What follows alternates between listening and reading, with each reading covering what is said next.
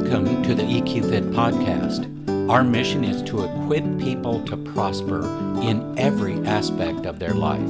Whether you're at home or in the workplace, we explore practical ways of improving success, satisfaction, finding balance, and building enjoyable and beneficial relationships. Thank you for joining us. Absolutely love the movie Scrooge. That old miser who was changed by the visits from three different spirits. The journey from a bleak and unhappy place to a bright and joy-filled future. I think we would all like to be on that journey. And maybe a lot of us are. Maybe we've already reached that joy-filled place in our lives, which is fantastic. But I think we also go through times in our life that feel bleak and despairing and frustrating and depressing and all of that.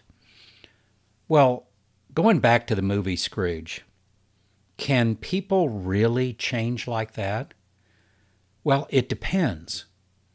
That kind of change only happens when the deepest parts of ourselves are moved to make that change.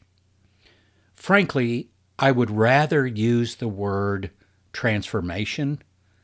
Change feels a little more temporary and maybe can be reversed. Transformation is permanent. It literally is going from the caterpillar to the butterfly. There is no going back. Well, let's talk about spirit in a little different way. I want to talk about our spiritual self and transformation. So I want you to picture a target where the bullseye, the very center of the target, so you're throwing darts or you're practicing archery, and in the very center where we're trying to hit is the bullseye. Well, for ourselves, that's our spiritual self. The next ring out is our emotional self. Emotions touch everything in our lives. The next ring out is our personality, our behavior, kind of those genetic things that are a part of who we are. The next ring out is our intellectual self, our IQ, our ability to logic and reason. The next ring out from that is our experiences, our knowledge, and the culture that we live in. Again, our spiritual self is at the very center of who we are. And that is our beliefs and our values that we hold dear. For real transformation to happen, we need to tap into our beliefs and our values. Those things that are at the very center of who we are, those things that are part of our spiritual self. These are the drivers behind the rules that we create to live our lives by. They're also the place where we generate our self-talk. So from the very deepest core of who we are, our spiritual self, our beliefs, what we believe to be true about ourselves and our place in the world, the values that come out of that, also generates our self-talk, which is very powerful. These forces have a huge impact on our lives. If we follow the journey Scrooge went through that Christmas Eve into Christmas morning, it started at the outermost ring of his target. As the night progressed, the spirits that visited him engaged deeper and deeper levels of Scrooge until finally reaching his spirit. It was at the deepest level where Scrooge was able to reflect on his life, his beliefs, and his values. So, during this journey, Scrooge resisted and rationalized all along the way. He relied on old patterns, habits he's developed over the years, to try and explain away his shortcomings. He refused to see the impact he was having on other people. And he was okay with his blind spots because they served his selfish desires. But Those pesky spirits, they would not leave him alone. Through the night, Scrooge was shown truths that ignited his transformation process. He struggled and he complained. He resisted and he rationalized. He denied and he deflected. Sounds a lot like me at times. The turning point for Scrooge came when he was given the opportunity to see into the future along the path that he was currently choosing to take. It was bleak, desperate, lonely, and empty. He came face to face with the reality of what his decisions and actions would bring about. Finally, he was able to break through all of his roadblocks and access the deepest parts of himself. His spiritual and emotional self came together in a way that rocked his world. Then came the crucial question from Scrooge: can I change? Thankfully for Scrooge and for us, the answer to that question is yes. But change and transformation is a choice.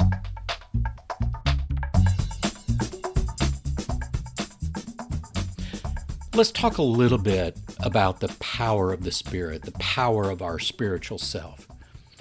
Our spiritual self is the deepest part of us. It touches everything in our lives. Whatever we believe in is what is going to drive us. It's what ignites our passion and our purpose. To transform ourselves in some way is much easier when we tap into the power of our spiritual self. But where does that power come from? Is the source internal or external, or maybe it's both?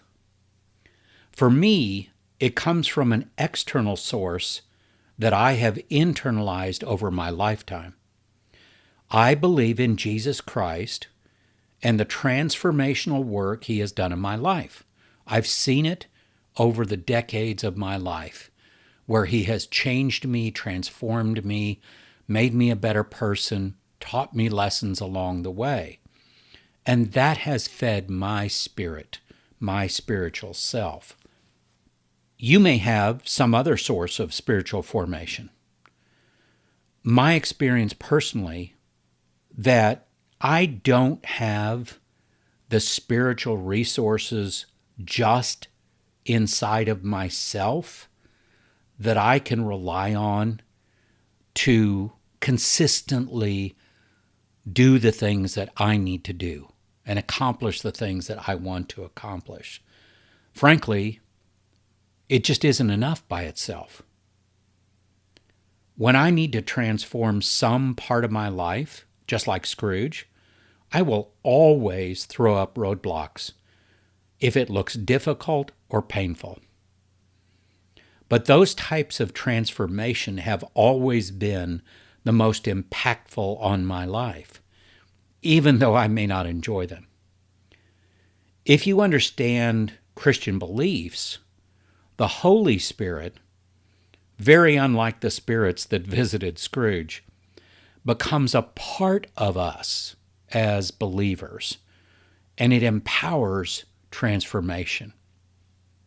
So, what is the purpose of our spirit, of our spiritual self? Have you ever stopped to consider the different parts of you?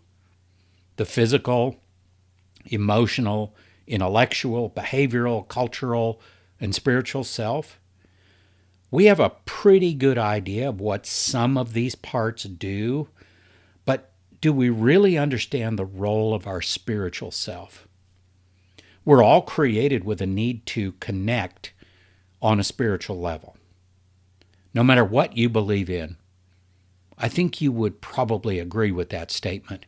We want to connect on a spiritual level, to believe in something bigger than ourselves, with a curiosity to know what happens after this life. This is the spiritual driver in all of us. While we cannot know all of the answers to these deep questions, we develop beliefs that we then trust in to help us move forward.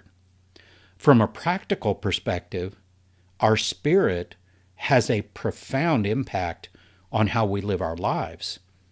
Our beliefs and values influence everything. How we interact with ourself and with others flows out of our spiritual self. Yes, that includes our emotional, intellectual, cultural, and experiential self as well. But the spirit in us is constantly at work underneath all of those others.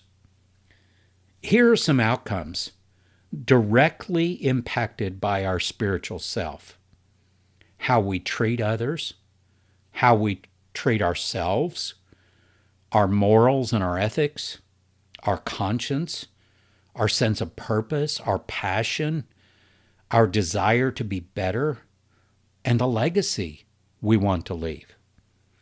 These are just a few areas impacted by who we are spiritually. Major parts of our lives, right? Well, what is the process then of transformation? Transformation starts with reflection. We need to look back to look forward. Our guide through this process, what is it? You guessed it, it's our spirit, our beliefs, our values, our spiritual self, that deepest part of ourselves. Think of our spirit as the combination of the most important parts of ourselves, along with our deepest beliefs and values. If we were strictly guided by our emotions, where would that lead us? The same question, if we were strictly guided by our rational brain, without any emotion or spiritual involvement, where would that lead? The very core of who we are should drive our decisions and our actions. And that core should be a balance of the things that make us who we are. Once we've reflected, we can move on to engaging the transformation we desire. Here are some practical ideas to consider for transformation. Think about our spiritual self. Think about our leadership. Leadership is leading ourselves first and then leading others, even if it's only by influence or by example. Our skill development, that's a part of transformation. The way we communicate and collaborate, can we enhance that over time? The way we navigate conflict.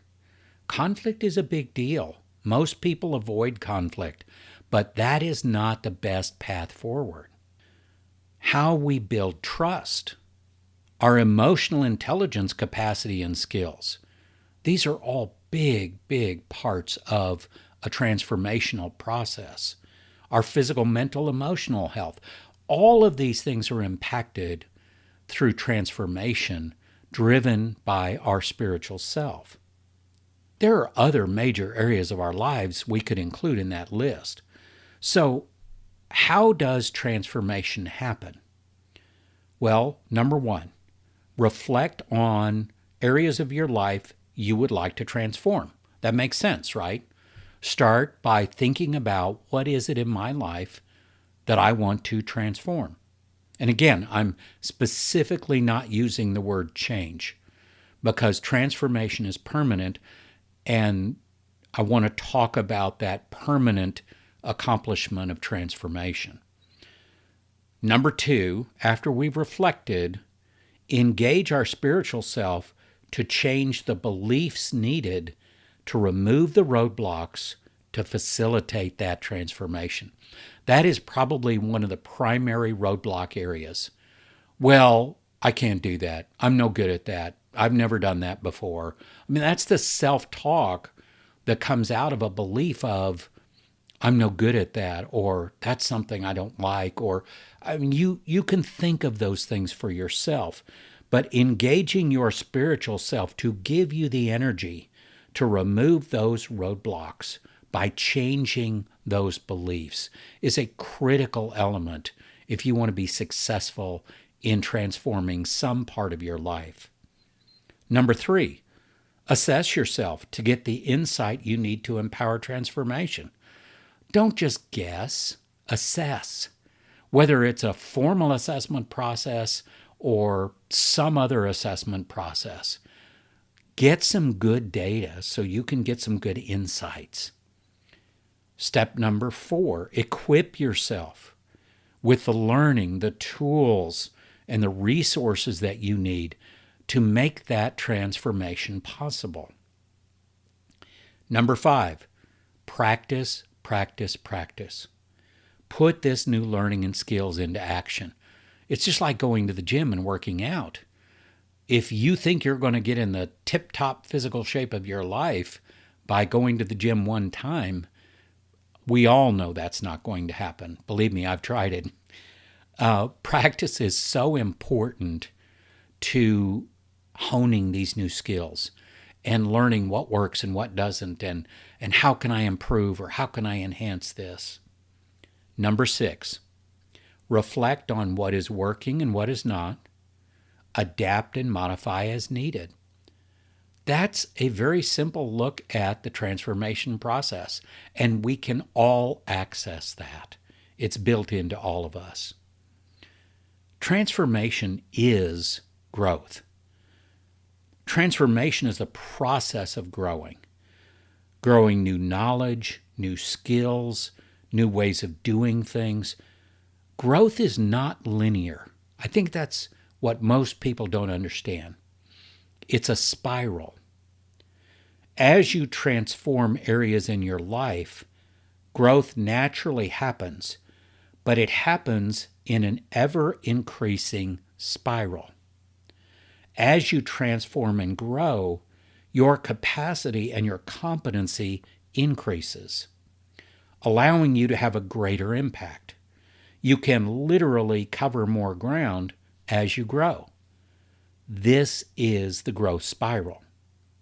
Where do you want to transform yourself? What areas of your life would you love to transform in the year to come? What growth would benefit you the most?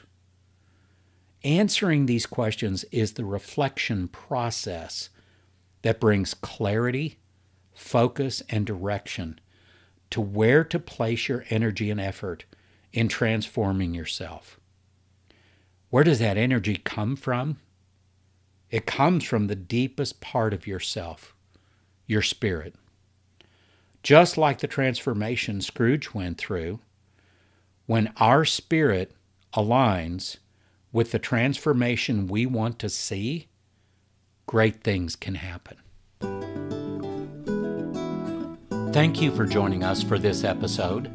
If you have any questions about this week's episode, or maybe a suggestion for future episodes you'd like us to explore, please contact us through our website at eqfit.org. For more information and inspiration, connect with us on LinkedIn, Facebook, and YouTube at EQFit.